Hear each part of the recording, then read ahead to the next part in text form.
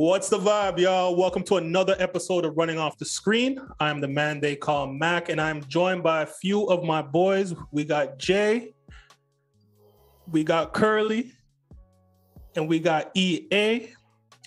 And we're going to just talk about the Raptors season that just finished up, and a few topics that we're going to touch on is who is the Raptors MVP of the regular season? Who will be the most valuable bench player in the first round for us against the Sixers, and just our overall prediction for the series. Do we think it's going to be a sweep either way? Who are going to be some X factors? And I'd like to start with the first topic. Who is the Raptors regular season MVP? And I'll start with Curly. Well, we started off the beginning of the season saying that this was Fred VanVleet's team. And I think most of the Raptors fan base, or at least the more educated ones, assumed that Fred VanVleet was going to be that guy. And he was relied upon when Pascal was out, and he shouldered a heavy load even at the beginning of the calendar year leading into All-Star. But it quickly shifted to Pascal, and he's my pick for MVP. I don't know where the Raptors would be this year if it wasn't for Pascal. I think his ability to, pick up a few games after, I think he was about like 9 or 10 games missed before he got back. And, it was slow, and, you heard the chatter online saying that, it's the bubble Pascal or whatnot. And come January, more particularly up until the end of the season, he started to be dominant.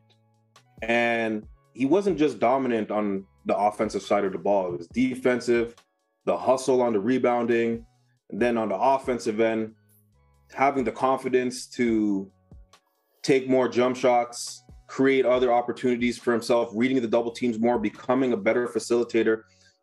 He became a triple threat type player, and everyone on the Raptors benefited from it. And Mac, you alluded to this in one of the podcasts, is that Fred VanVleet benefits from the high level play of Pascal Siakam. And then once that was their bread and butter, then you saw a transition between him and Scotty Barnes. And then they started to play well off each other. So what we saw was basically Pascal adapting on a game-to-game basis. Whatever needed to be done, he was able to provide that. And I don't think we would be having this conversation, or at least I would be having this opinion of him, if he didn't go through those struggles in the bubble. If we didn't have the adversity of Tampa, where he not only had to get himself emotionally ready, but mentally, physically, spiritually, to be the Pascal that we see before us, all NBA Pascal.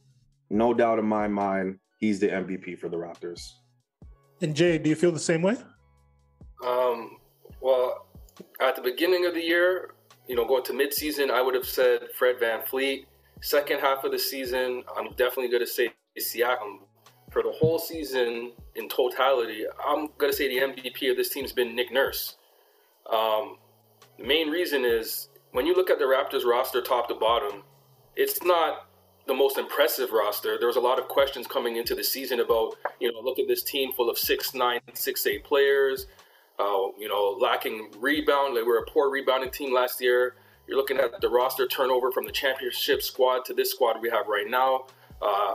Getting a rookie, Scotty Barnes, you're bringing in Achua, you brought in Dragic, who didn't last long. Like, there's all these changes, but the one constant has been Nick Nurse.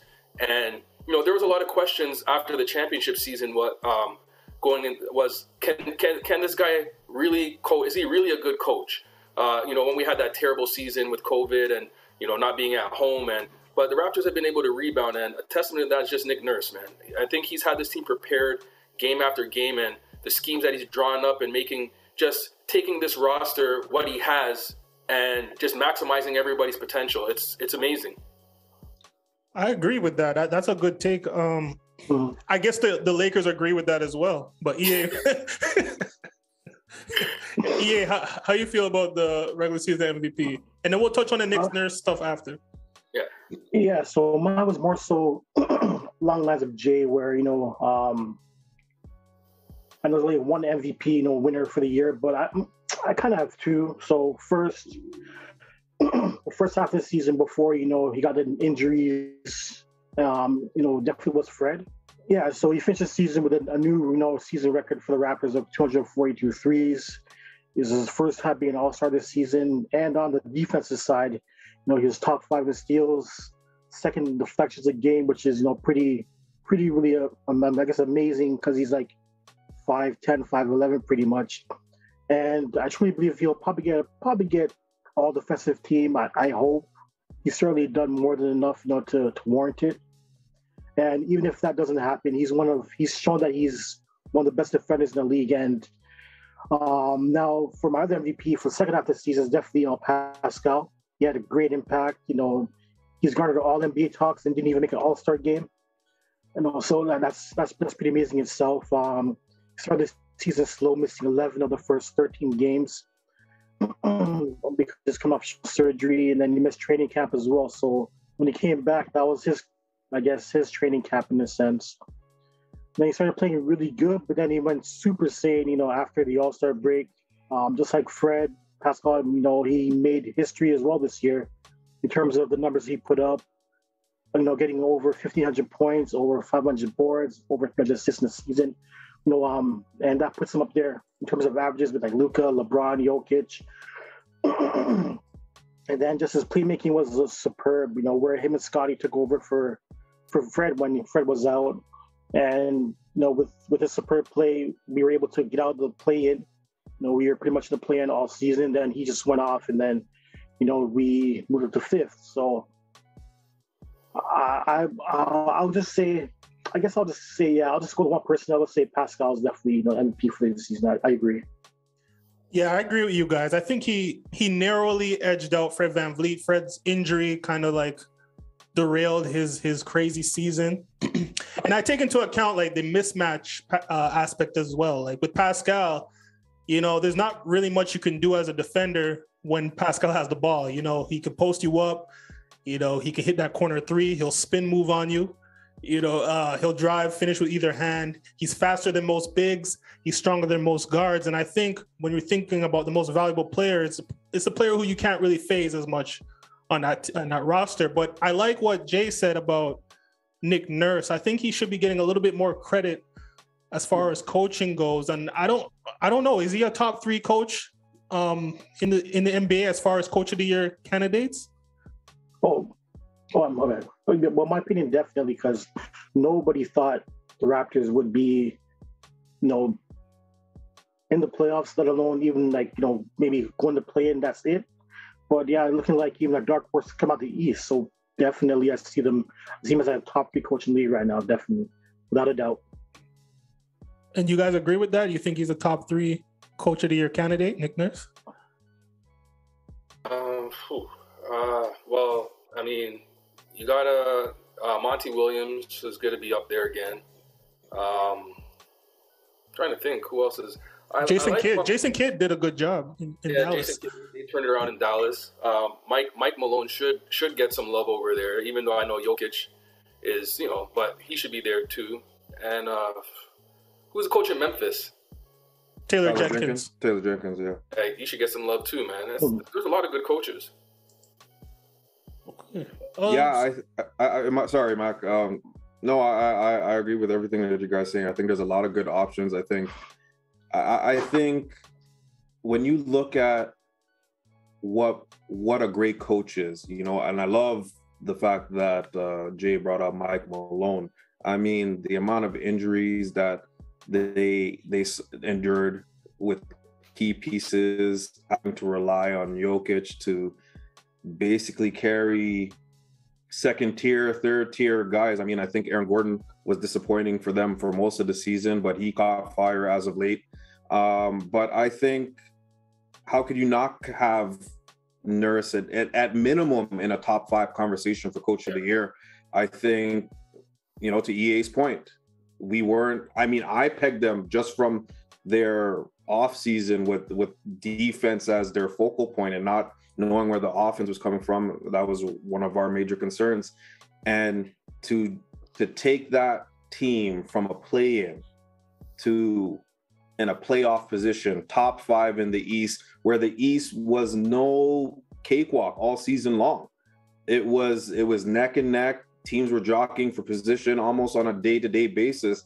And for him to take a team that had no expectations to not only exceeding expectations, taking a first-year rookie and making him a very important piece to a team with championship DNA, how can you not? You look at some of the other teams. You look at the Spoelstras, you look at the Budenholzers, you look at Monty Williams. And don't get me wrong, I do believe Monty Williams deserves it.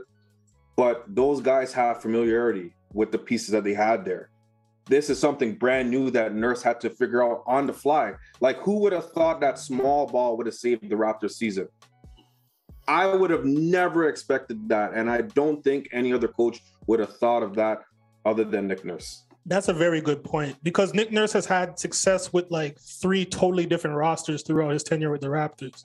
That is very difficult to do. You see what's happening with Frank Vogel, right? He's out of his job because of how the roster makeup is. It's very difficult to adjust your schemes to what the front office puts out there for you. And he's just been able to do it. He's been able to adapt each and every time, and that's the sign of a good coach. Absolutely. Not to mention turning Gary Trent Jr. into a very underrated two-way player. That was huge for us this season. I think the key to what he's doing is he's making it an effort thing. He doesn't care how many shots you hit. If you're bringing that effort on the defensive end, he's going to give you minutes, and sooner or later you're going to start hitting those shots. Because you see a guy like Precious Achiuwa earlier on, he wasn't shooting threes like that, but he kept playing defense, he kept hustling, and he got those opportunities. And you see what it's turning into now. He's slowly turning into a major threat. And that brings me into our next topic. Well, I kind of gave away who I'm going to pick, but which bench player is the most important player for the Raptors for the first round, sir? And I'll start with Curly again.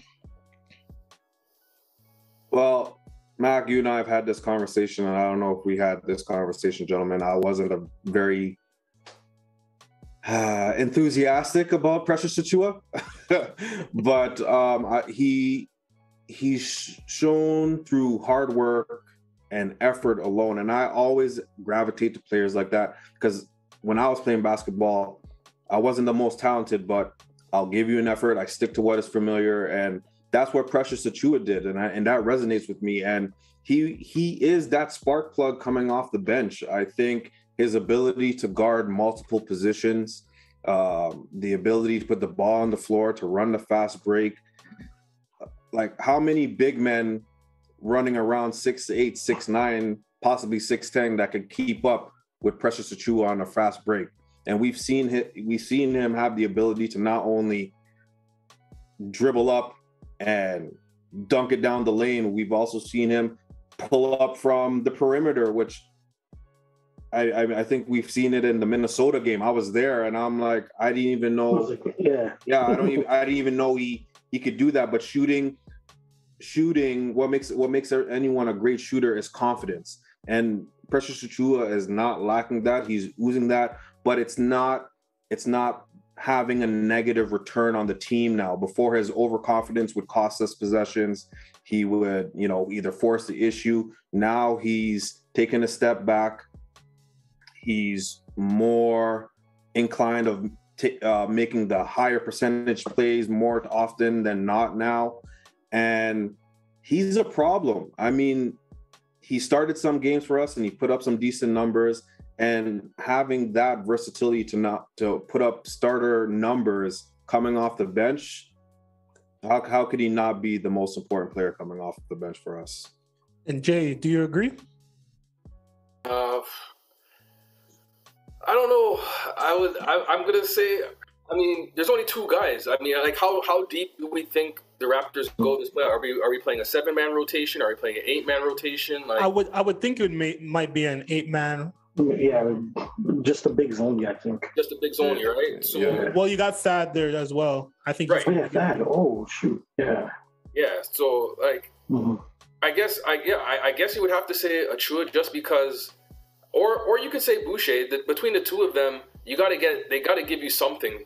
You know, the only good thing with this series is that both benches are at the lower end of bench scoring. So I don't really think the bench is going to have that much of a factor this series. Like if our bench doesn't produce, I don't think it will be have that much of an impact on this series. It's going to come down to the starters.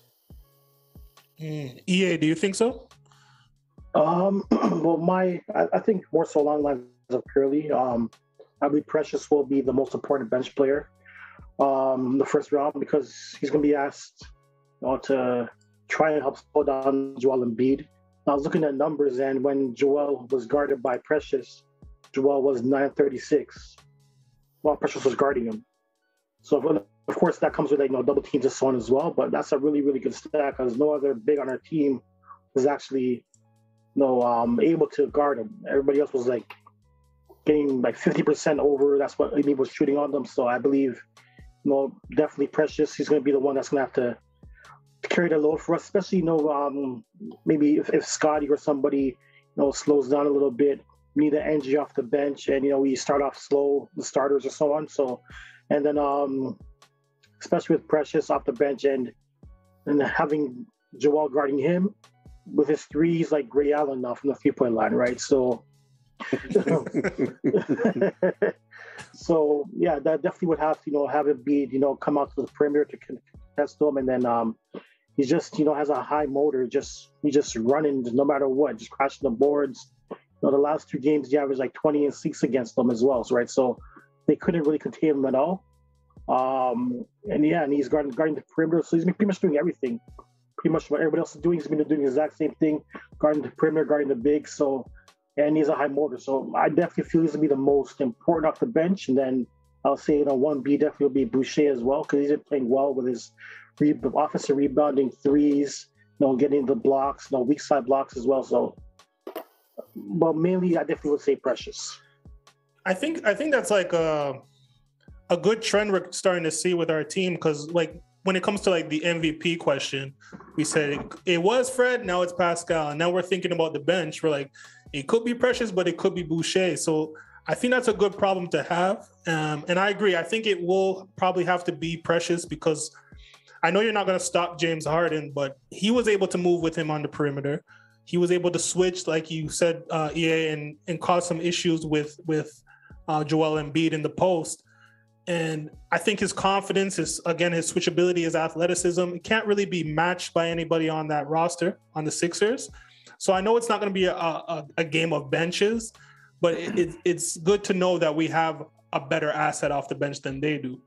All right, so we have the last topic, and we're going to do a head-to-head breakdown of the matchups of the starting lineups for the Raptors and Sixers series. Who are we lining against? Who's against who? Is it going to be Fred? Do you line up Fred with Harden in the matchup, or do you Fred with Maxey? How would you? Yeah, definitely. Yeah, Fred and Maxey, because with Trent, he's taller than the Fred, of course, but he has. I think in terms of the impact of the game or foul trouble, I would more so want Fred on Harden, just in case Van Fleet gets in foul trouble, and of course during the season Pascal and Scotty, they ran the point guard, but that was during the season. This is playoff time, right? And Fred, he's been through the war zone, been through the trenches. He played great D on was it Steph Curry in the finals as well. So I want to keep on the court as much as possible. So and with him guarding what's his name, Maxey, he can definitely shoot and so on, but he's more of a threat to score, but not more of a threat to drive and get Fred in foul trouble, right? So I would say Fred guards Maxey, and then of course Trent guarding Harden. You know, Trent defense speaks for himself. You know, leading one of the league leaders in deflections in the league. You know, pretty much like top 10 in steals as well.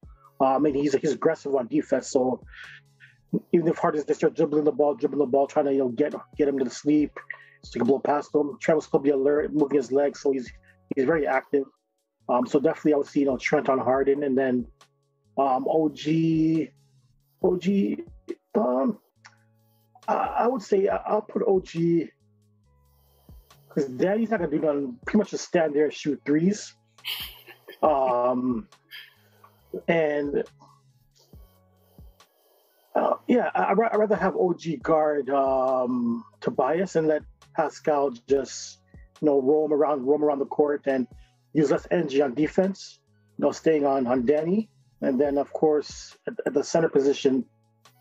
Oh man, this is hard. Actually, you're gonna put Scotty on Embiid. I don't know about that. Hey, Scotty can do it, man. Scotty, Jay knows, but Scotty. Okay, yeah, definitely, Scotty.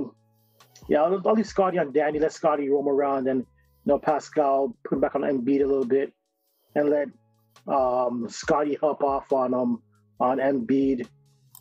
And just double him, and then hopefully Danny Green, misses. That's what I hope in terms of Embiid and the Sixers. Everybody's gonna get double teamed, but hopefully when he kicks it out to Niang or kicks it out to Shake or Danny Begum on Green, hopefully they miss or cause turnovers. So matchup wise, just to end it off, Fred on Maxey, Harden with Trent, Scotty with Danny, and then OG on Tobias. Tobias, he's hit or miss, and then Pascal guarding Embiid. Okay, Jay, how do you see it lining up? I mean, it's kind of the same. You got the thing with my main thing is who's going to be guarding Embiid. I know that's going to be a team effort, or I mean, for me, if I'm Nick Nurse, Embiid do his thing. We know, he's going to be putting up 30. That's fine. It's the other guys I'm worried about. We don't want them. I'm not even too worried about Harden because we have the players to match up with him well, give him fits. So, I mean, you could put Fred anywhere, from guarding, except for Harden, but you could put Fred on Danny. You could put Fred on even on Tobias. It's just, our team is very versatile. The fact is that I'm just more worried about how we're going to get Embiid, like what the game plan is for Embiid. It's not about, for me, a player for player. It's more about the team as a whole, like the team defense. Like, that's what I'm worried about. And Curls, how do you think how we're gonna match up as far as the starters go? Yeah, I think it's pretty much the same thing. I mean, Freddie on Maxey, but then I look at the matchup individually. Who has the edge? As great a season as Maxey has had as a starter, you got the championship pedigree, you got the all-star Fred VanVleet. You got to give him the edge. Then you look at the two guard, most likely going to be Harden and Gary Trent. And I mean, Harden is an MVP. He is regarded as one of the best scorers in the game, but he's a shell of his former self right now. And I'll keep harping on this until people start acknowledging it. I think that hamstring injury from last season has done him an ill deed. I don't think he's recovered from that fully. I mean, he even said that in the offseason. He spent most of the time relaxing. And one of the things that made Harden so effective was his pick for a step. He doesn't have that no more. So can you really say it's an obvious edge over a player like Gary Trent, who's improved this season from a scoring standpoint, who's improved defensively?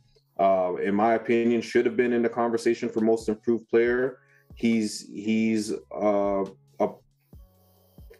I'm gonna say one of the less popular two-way options of the league, but I mean, there's so much upside with him. I don't see him doing much more, but can he become a better defensive player? Yeah, absolutely. Can he drop 30 points on a consistent basis? Yeah, possibly. When you have the confidence to shoot the ball, anything is possible. So to me, as of right now, Harden and Trent is a wash.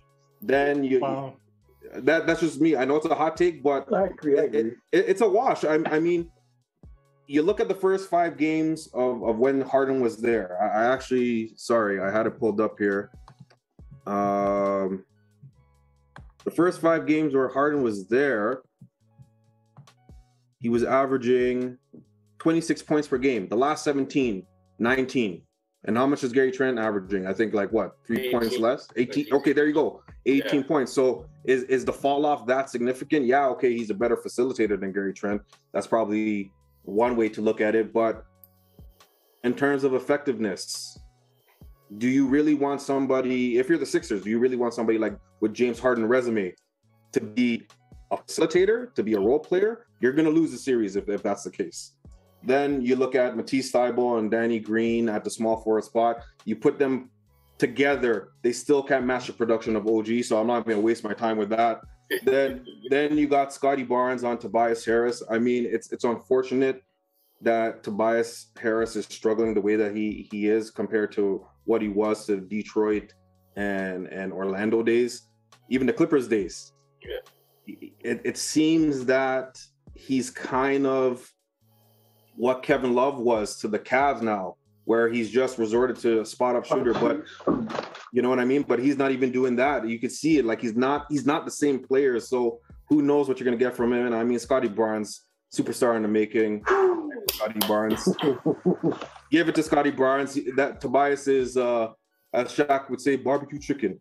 And, and then, I mean, Embiid and Pascal, to everyone's point, it's going to be a collaborative effort. But the one thing I love, and obviously you give the edge from more of a physical standpoint, more of that big man role where Pascal is more on the perimeter than Embiid. So you give the slight edge to Embiid, but we've also saw what Pascal did to Embiid. And for me, and like I mentioned with Mac in my podcast, Live by the Three Folks,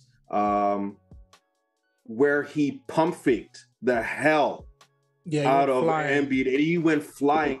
That was the moment where Pascal is here, and I don't think he's gonna back down from Embiid. He's gonna give it to him on the offensive end, but obviously on the defensive end, it's gonna take a collaborative effort. But right now, I would take the championship pedigree of the Raptors over the Sixers starting 5.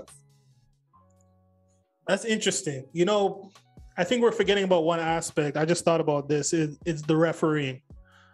And James Harden and Embiid are masters at getting to the line. So I think a big X factor in this series is obviously keeping those guys away from the free throw line. Because what we've seen with the Sixers, at least the way they ended the season, is that there's really not much flow to their offense anymore. They rely on getting to the line, slowing down the game.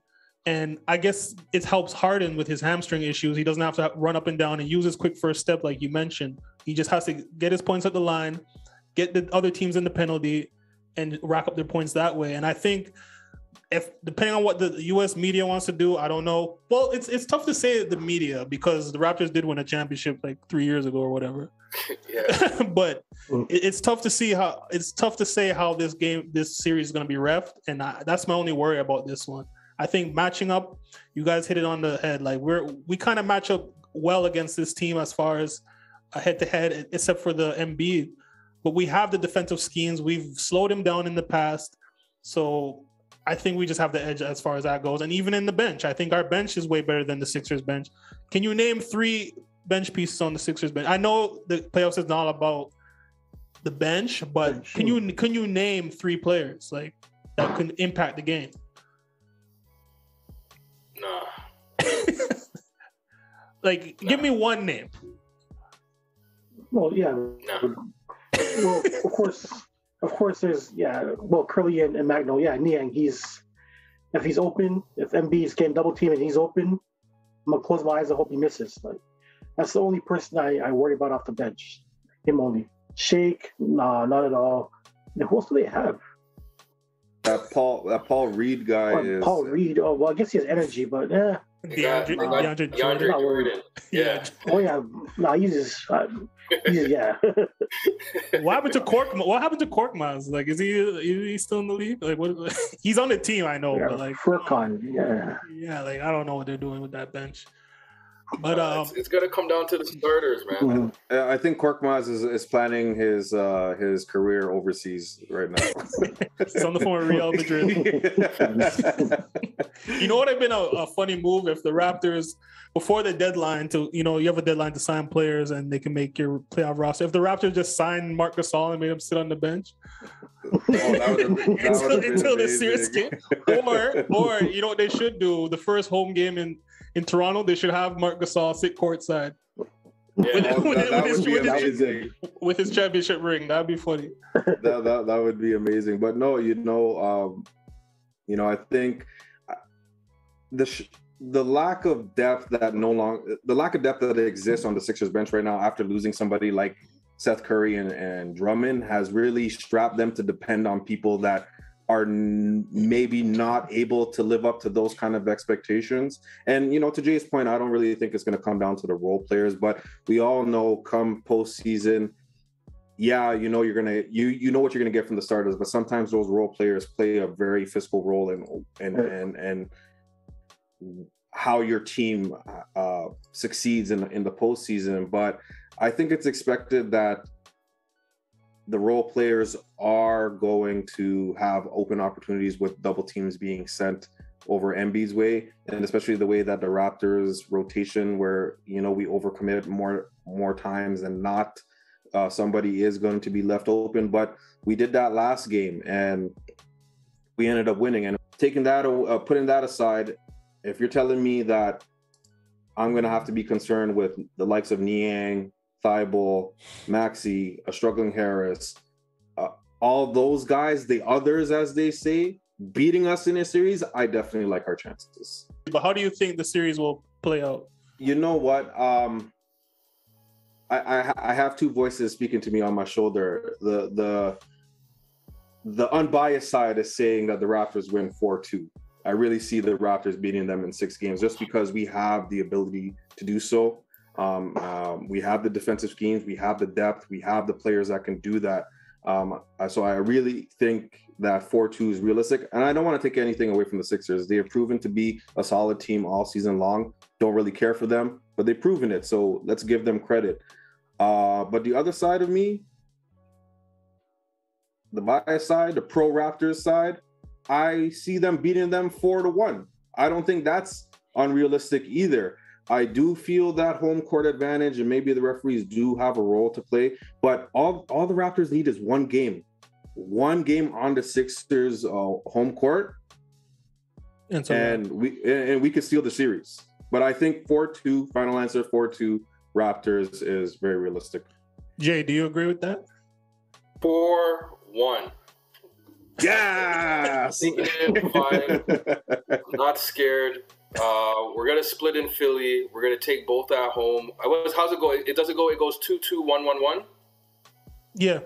Okay. Yeah. So we're gonna split in Philly. We take 2 here, and then we're gonna go back there and end it. And it's gonna be so sweet when we end it in Philly because the media's gonna come and just that Philly fan base, and they're just gonna just tear this team apart. And it's like I said. But the funny thing is that the U.S. media right now is like they know about the Raptors as much as they don't like talking about the Raptors. They know, like everywhere I'm seeing is saying, the Sixers, this isn't going to be an easy matchup, and people are picking the Raptors already. So they know. They're speaking on both sides of their mouth. Some people are saying, I do think the Sixers are going to win, but that's what you're hearing all the time. You know what I mean? They're hedging their bets. yeah, exactly. Yeah, man. But 4-1, man. Let's claim it. Raps in 5. Wow. So EA, are you going Raps in 6 or Raps in 5? Yeah, I'm saying 6. Especially since Thibault he can't come to Canada. So that's a huge advantage for us. Who cares? Who cares? Hey, Thibault, I'll give him respect. He can't shoot for nothing, but defensively, I respect that guy. And then Matisse Thybulle is the equivalent of your 2K creative player, and you start off with a 60 overall. Like, come on, man. Like, let's be real here. Let's be real here. I think defensively he's a threat, but offensively, I'm leaving him. What else is he gonna do? Okay, I have 5 Matisse Thybulles guarding every position. Yeah. You know what I mean? Like, no, I hear you. no, sorry. Yeah, I just wanted to say that. Sorry. No worries. But I do feel like, like one game, like it's like the year we faced Orlando, the first game where was it DJ Augustine just hit that. Yeah, DJ Augustine. Like, yeah. I feel like one game Thibault's just gonna come out in Philly and just start hitting threes. Like I can see it happening with our luck, at times. But are there anyways though? 6 games, Raptors. Just based off Doc Rivers, playoff history, Harden's playoff history, and then Embiid's short so far playoff history. Just those 3 combined, it's not a good mix at all. And yeah, we're playing with house money right now. Like we're the underdogs. Like we have nothing to lose. The pressure's all on them, right? So I definitely see us taking it in 6. And yeah, definitely taking it in 6. And I say we go to the Eastern Conference Finals. Call it up from now. I like it. Yeah, that's where I see us going too, brother. Yeah. I like it. I agree. One thing I want to add before you jump in, Mac, isn't it crazy that people are picking Sixers, or we are being regarded as an underdog 3 years removed from a championship? I think that's absolutely bonkers. But even a championship aside, we beat them 3-1 this season. Like, we've beat them. That's what I'm saying. It's I don't understand it. Well, I do understand it. I just don't know why they think that way. You know what I mean? And I think I want to say something. And you see what Curly said? Coming off of a championship, roster changes, roster moves, and we're still in playoffs, unlike other teams that come off championships and make roster moves and can't even make a play. That's all I want to say. That's a good point. That's Thank a good you. point. Bravo. Easy. Golf clap. So next topic, X factors in this series. I know I kind of brought up the refereeing. So what else do you guys think? And I'll start with Curly. Well, I'm going to speak on behalf of both teams, even though I do not care about the other team in question. But if you're the Sixers, I think it's disappointing to say, but I think he's a very important piece. I think the X factor for them is Harden. Yeah. You don't know which version of Harden you're going to get. Are you going to get the first 5 games of James Harden as a Sixer, or are you going to get the last 17 games of James Harden? Like I said, I think his injury has interfered with his play physically more so than he's letting on. But we see it, the first step is not there. That's what made him so deadly. He's half a step slower. The defenses, especially our defense, can catch up to him, put up that wall, and force the others to hit perimeter shots or attempt to hit perimeter shots. As long as you're keeping Harden off the line, you have a chance to win the series, of course. For the Raptors, I think it's Scotty Barnes. I think Scotty Barnes has exceeded expectations, especially that D+ grade that we got from ESPN for drafting him. But, we don't have time for all of that. But I think if he has a great series, and I think he's the one that has the least amount of pressure on him. I mean, everybody's expecting Pascal to take it up another level, if possible. We know what we're getting from Fred VanVleet. You know what you're getting from Gary Trent. You somewhat know what you're going to get from OG, but the one thing that we'll never question is his defensive presence and how much it's been missed in some part of the games this season. But Scotty Barnes and his ability to kill you on both sides of the ball, he's a point guard. He's a small forward. Sometimes he's a center. You know what I mean? He's killing you on the pick and roll passes. He's hitting you with those cross-court passes for the open 3. And when he's seeing gaps in the defenses, he's going right down the middle and ducking it on your head top. So I really feel that if Scotty Barnes has the series or continues his already impressive season in year 1, the Raptors will come away with that. But for me, X factor for the Sixers, Harden, Barnes for the Raptors. And Jay, who are your X factors? X factor for me is, I'm just going to talk about Raptors side, man. It's Pascal Siakam. And I only say that because 2019, when he was I want to say he was the number 2, number 3 option on our championship squad. We saw what he can do.